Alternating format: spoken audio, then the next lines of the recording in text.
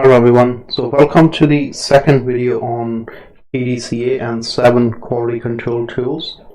So at this point I presume that you have already looked at the case study, and if you haven't, please read through the case, and from here we want to answer some of the questions which were part of the Word document. So based on the case, the first question is identify 5 non-conformance issues. So if you go to the Excel sheet on column number C, so those defects are the non-conformance issues here, right? So like room not clean, reservation error, right? So there's some description is given for each of these, right? So these are some examples. However, these will vary from situation to situation. Likewise, for your assignment question, you have a different data set, right? So when we say non-conformance, so the deviation from the standard that's being set by the company, right? So those are the non-conformance ones. So here's some examples. Then the question number 2 was to make a check sheet for the weekly defects data provided in the Excel sheet. So we went ahead here with the standard template that you have in your textbook. So in first column we have the defects which are listed, so i.e. the non-conformance issue. So how you will find out the non-conformance issues from a big data set. So I want to walk you through 2 processes using pivot table and using a manual process, because I believe you should be familiar with both. Either of one of these can be used. So in this case, in order to see one of the unique entries in my data set, I turned on the filter option from here. So once you turn on that, so I can see here these are the unique defects here: check-in, check-out, message light, and so on. So I got this entire list which is listed in column number 1. And similarly, I went here, looked at the weeks. I have data from week 1 to week 9. So that is making my first row for the check sheet. So let's go back to the PowerPoint to see how the check sheet looks. So we listed all the defects, and then we listed all the weeks in the second row. And from here you are filling this check sheet where, let's say, we collected data for week 1, then after collecting data, then we count it for each of the defects, right?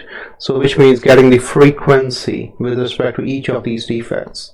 So here we had an issue for room assign error in week 1. Similarly, there were 2 reservation errors, phone no answer, so somebody called in to ask about his reservation and then nobody was answering that, and we had a complaint about that through let's say through a web interface or through a call center. And then there are 3 people who checked in but their room was not clean. So similarly, you're going to collect this data with respect to each week, and then we're filling these values in this check sheet, right? So now going back to the example from your textbook, you may have noticed that they are using the tally symbols, right? So yes, that's fine. I mean, in some cases they're using check marks to count the number of defects with respect to each day or each week. So you can use that, but at the end of the day, if you're going to use Excel to analyze this data, it's always better to convert it into numbers, right? So that you're not doubling the effort. Okay, so from here, the step 3 you're going to use is the count the total defects with respect to each defect category, right? So I'm summing up, let's say, the check-in defects across all the weeks from week 1 to week 9, right? Similarly, all the defects for check-out for wrong information, right?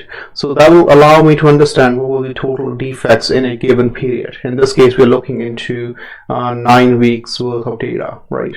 Or 9 weeks historical data. And then do the count for each week so that you can analyze your data from both viewpoints. So then I can here see that in week 5 we had the most of the defects occurring, right? So then I can perhaps want to focus on the weeks when we have most defects to see why this happened, right? This may be the case that we were short of staff. This could be the case on these particular days we didn't receive the material from our suppliers, right?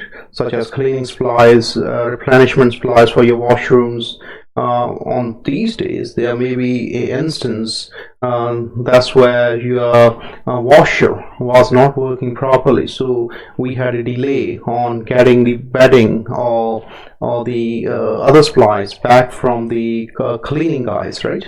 Okay, so from here let's look into the histogram and Pareto chart, how we're going to do the visualization. So for this part, we're going to go back to the Excel document again. So there are different approaches to add a histogram or a bar chart. So what I will walk you through two different approaches, and feel free to use any one of these, or if you have a better method, don't hesitate to use that. So you're free to use any of those methods. Okay, so in order to insert a plot, if you guys remember, we want to have the defects, total defects along y-axis, and x-axis are going to be our categories for the defect type, right? So let's select these values. So I want to select the defects which are from A4 to A13, and the total defects here from K4 to K13. So let's go to insert a column chart. So this is my column chart, right, for the histogram. Similarly, I can insert a chart for weeks. So let's select weeks, go to insert and column chart, right? So that's, now we have defect with respect to each week, right? So that's one method based on the existing check sheet. The other way you can do is, if you go back to your raw data and go to insert and insert a pivot table. So I'm going to insert a new pivot table here, and however this time I'm going to use a pivot chart. So it's going to be a column chart, and we have defect type and count of those defects, right? So in this case, don't insert week here, because if you put the week number here, it's going to break it down into weeks, right? So remove that from here. So that will give you defects with respect to category, right? So again, as I said, whatever is more convenient for you guys, or you're feeling more comfortable, use that method, right? But the pivot charts are very important to know. You may be working with larger data sets. Pivot charts gives you a flexible way of organizing and visualizing data in a very easy manner, right? Okay, so the next thing is inserting a Pareto chart, or developing a Pareto chart. So we have this data set, which is the defect type and the total number of defects across 9 weeks. So whenever you're given with a data set, you want to do the Pareto analysis, very first thing, you must organize this data in a descending order, right? So sort your data set starting by the maximum value and going towards the minimum value, right? So next we'll take the cumulative total. So at the moment, for room not clean, we have total number of defects as 93. Room assigned errors, 93 defects from the previous category, 55 more. So that will give me a running total of 148. Reservation errors, from the previous total, we have 148 defects in total, plus 43 from the reservation errors, so that gives me 191. So follow the same procedure until we reach the end of this table, right? So once we have the running total and completed it, then we can get the percentage cumulative defect.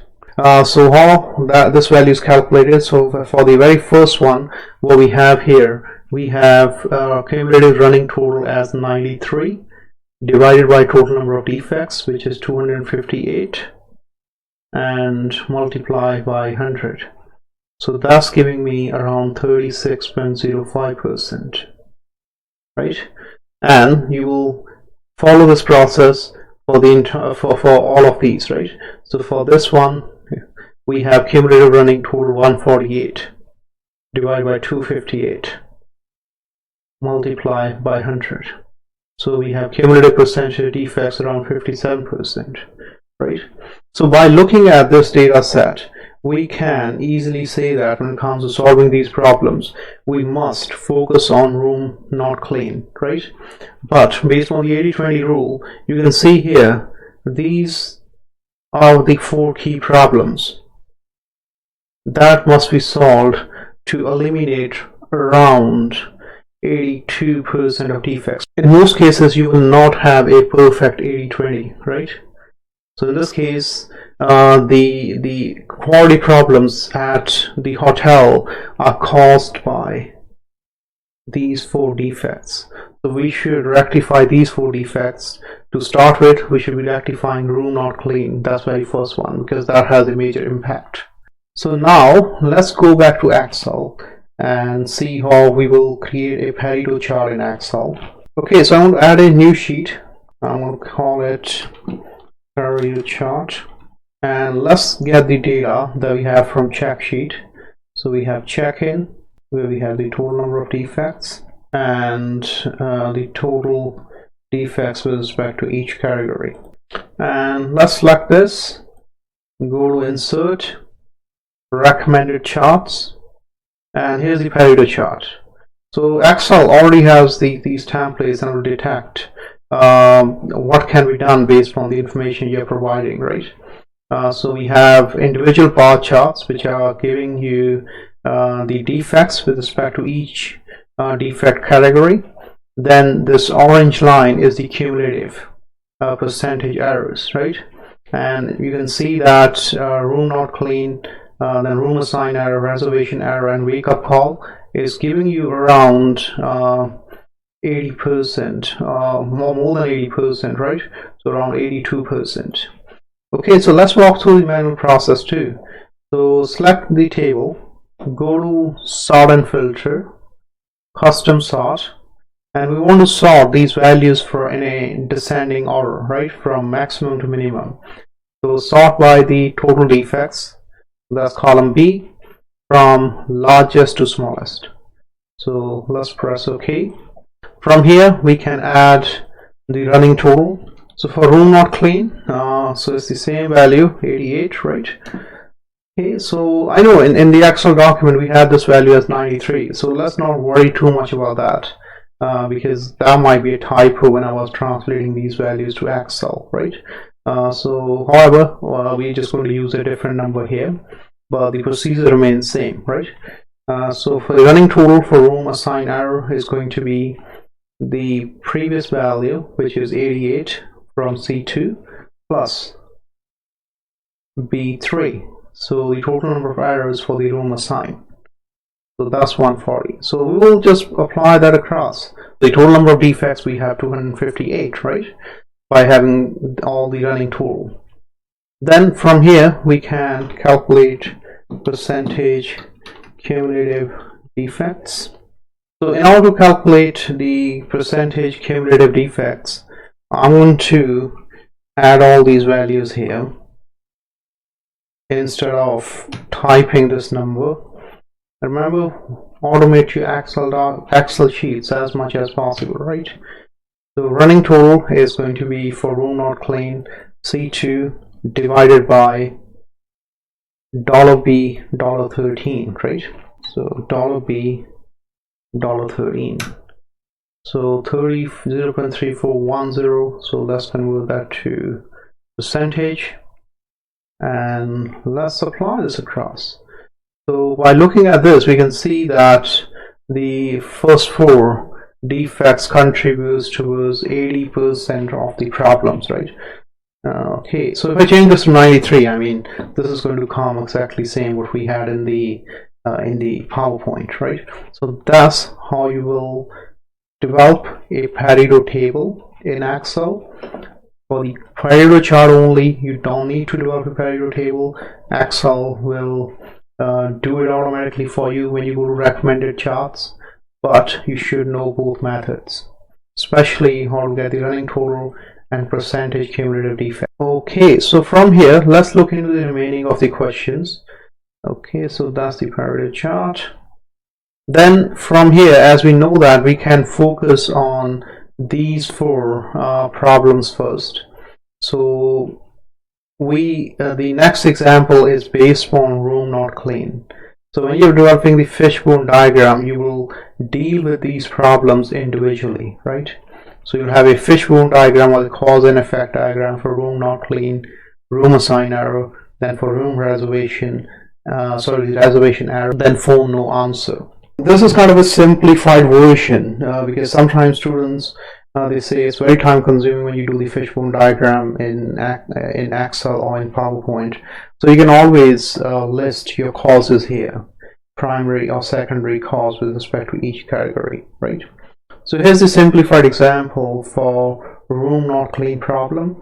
So where you have some primary and secondary causes listed, right? So in real life, as we said earlier, the primary and secondary causes will be identified through brainstorming sessions, where you may go through the process observations, you may collect data, interview some of the process owners or the employees who are directly interacting with the process, right?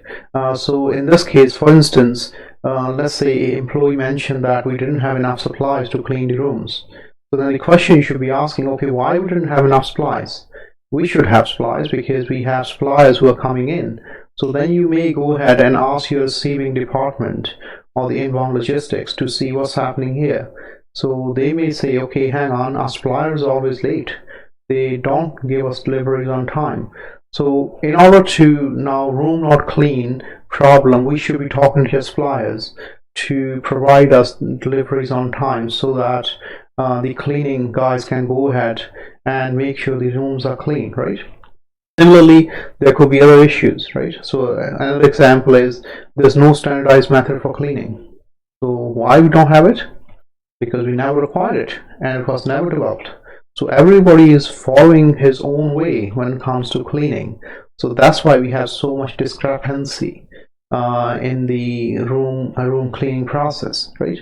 So and so on. So these are just some examples just related to this particular scenario, but again, based on the scenario, these examples will change. And as I said earlier, in the real life, you need to do the process observation. You need to talk to the process owners, and through brainstorming sessions, we develop a cause and effect diagram, right? Okay, so for this particular problem, what we drilled down to was that there was no standardized method for the room cleaning, right? So the hotel, they end up talking to the suppliers to ensure that they're delivering supplies on time. But at the end of the day, the people who are going to clean the room, they must know how to go about the procedures, right? So they end up developing a standard operating procedure on which the employees were trained, right? So that they all follow the same process. And through standard operating procedures, it's always easier to identify the discrepancies. So whenever there's a deviation from the standard process, we can easily go back and tell the employees that how to go about a process, right?